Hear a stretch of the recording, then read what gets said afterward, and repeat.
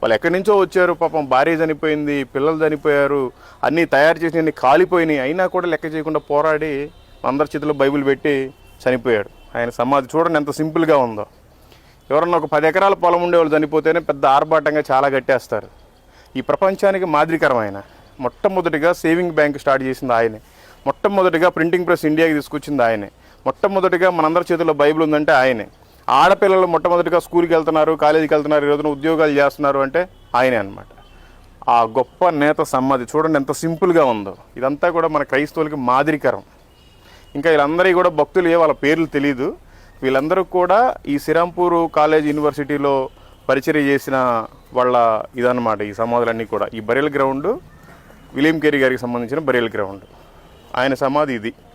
ఇంకా వాళ్ళ వైఫ్ పిల్లలది మరి ఎక్కడుందో తెలీదు. ఇక్కడ గైడ్ లేడు యాక్చువల్గా, అక్కడైతే చెప్పారు అందరూ. Thank you, praise the lord.